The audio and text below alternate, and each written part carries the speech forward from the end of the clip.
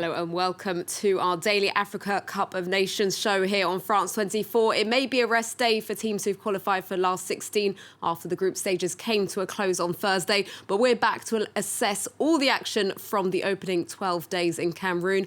Our sports editor Simon Harding will be giving us his take on the tournament so far, and I'm also joined in the studio by Eurosport journalist Ruben Slagter. Hello Ruben, thank you for being with us again. Yeah, thank you for inviting me again.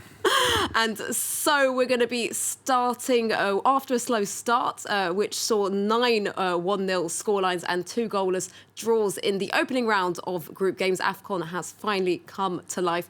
We'll be taking a look back at the shocks, drama and history made on the pitch, as well as major talking points of it.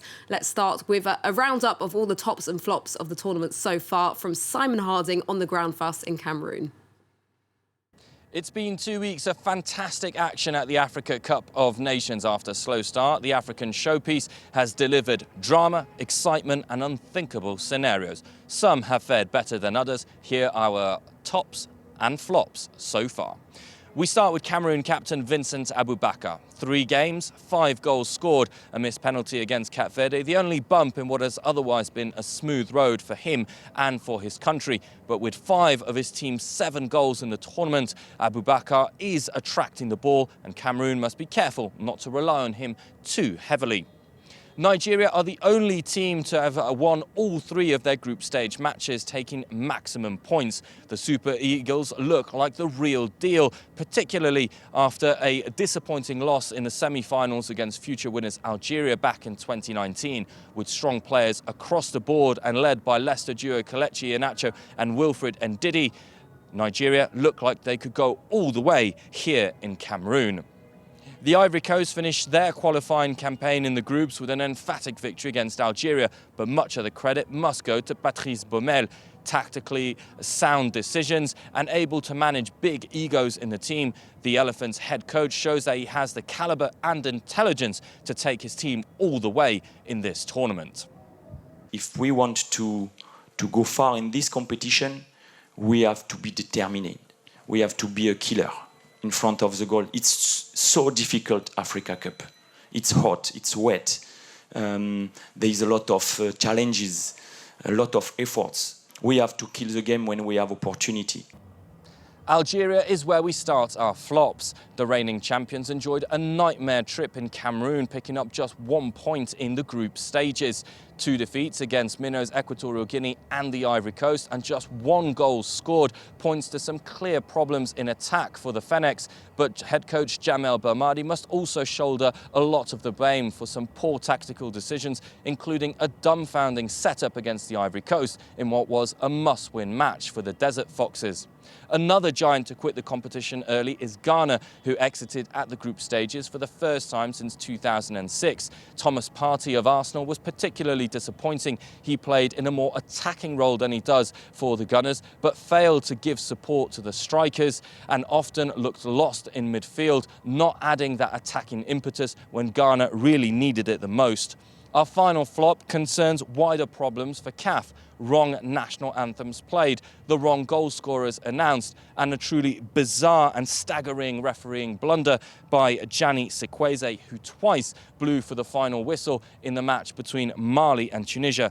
These slip-ups are simply unacceptable, mistakes that continue to tarnish CAF's reputation at a time when the players are getting better and better, matches are exciting and fans engaging. But credibility is the name of the game, and until CAF continue to make these mistakes, then their credibility will always be questioned.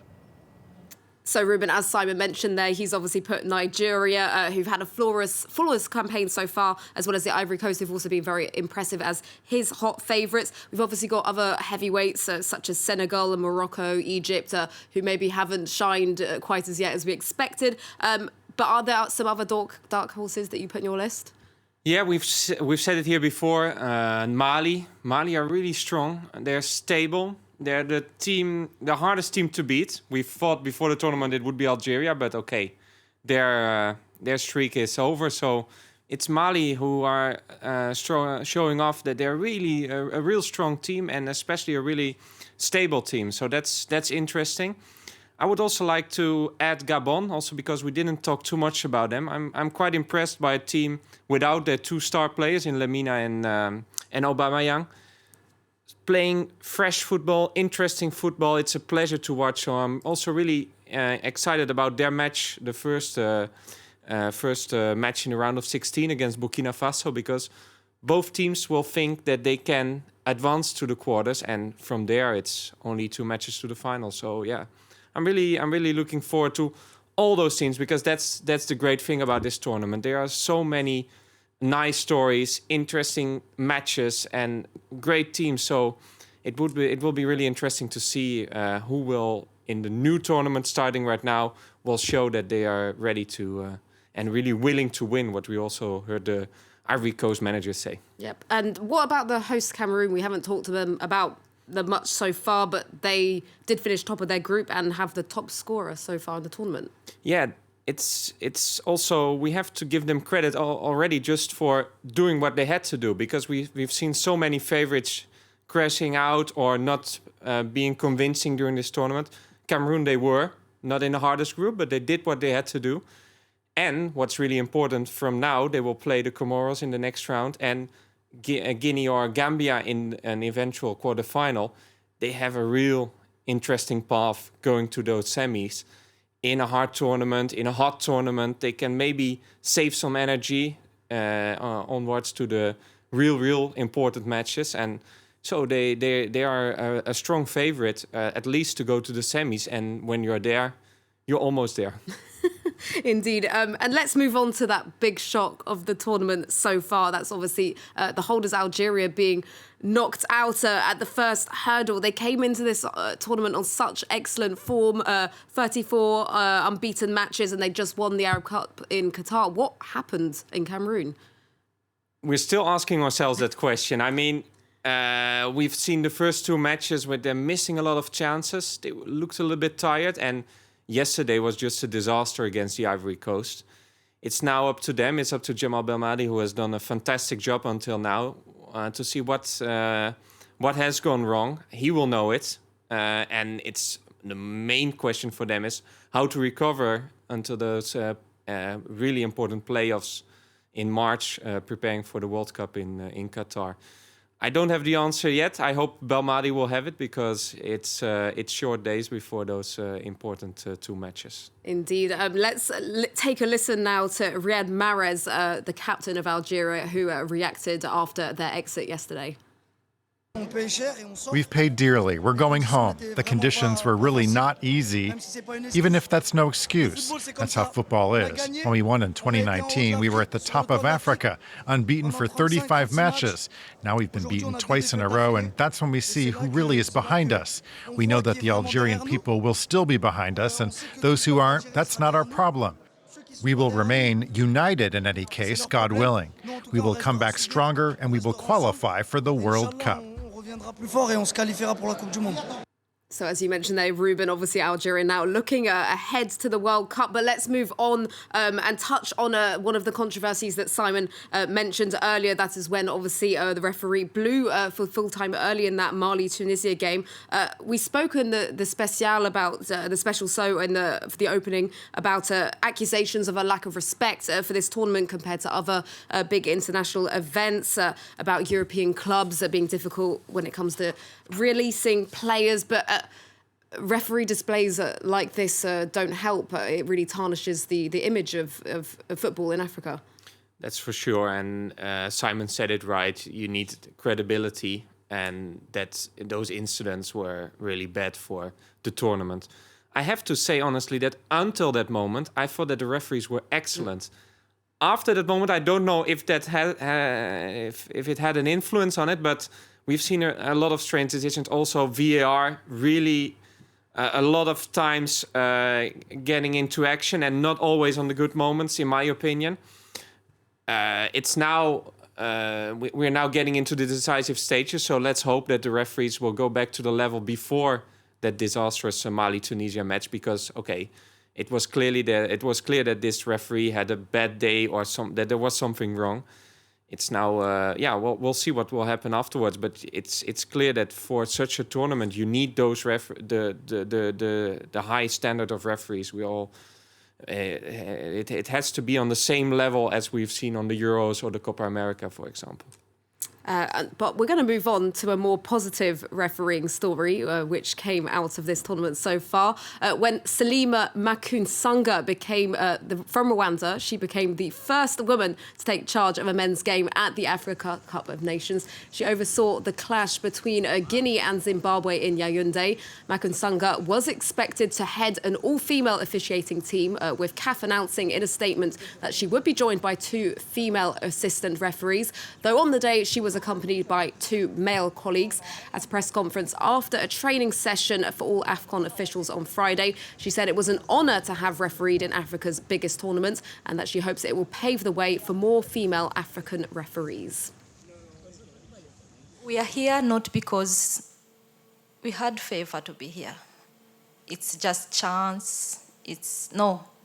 Because we deserve to be here. We have a background, and from that background is passion. And from that passion is hard work. And from that hard work, this is the fruit. We have been working very hard because a lot say women, they can't run at the pace of men's speed and whatever. Yes, we can't be men, but we can do our best to be on the same level. As we saw there, a really historic and important moment for African football there. We've seen it recently happen elsewhere in the world, but a big moment here in Cameroon. Yeah, and also fantastic that we see her reacting in a press conference. I mean, it's not always that we see referees reacting to the matches. She was excellent again in the match she refereed Zimbabwe against Guinea. It was all she did a great job.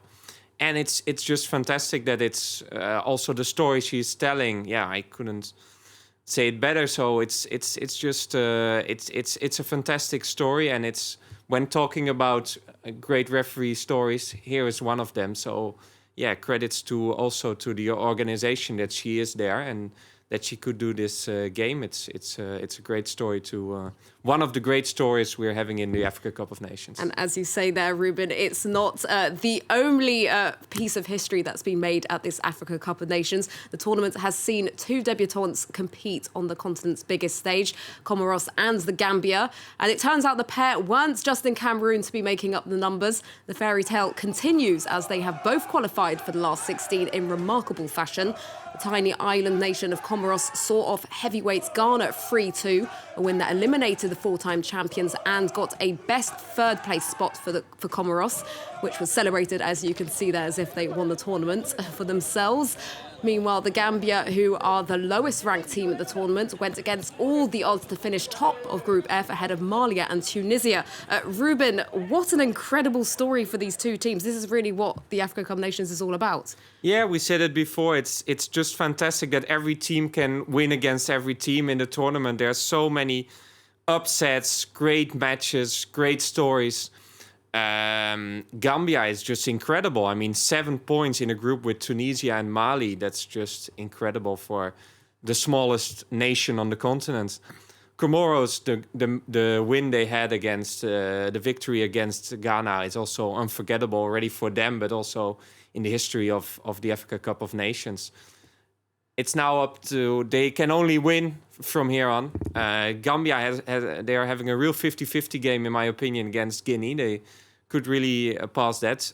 Comoros against Cameroon will be a little bit harder, but you never know. We've seen stranger things during this tournament. Maybe the fairy tale could continue for one of these 2 newcomers, or maybe even both of them, who knows. That brings us to the end of our show for this evening. We have lots to talk about, but we'll be back again tomorrow to talk about everything else. Thank you to you, Ruben, for joining us this evening. We'll be back on Saturday at around 11:40 p.m. local time in Yaoundé and Paris. Take a look forward to the last 16 fixtures, which kick off on Sunday. Until then, stay tuned for more news on France 24.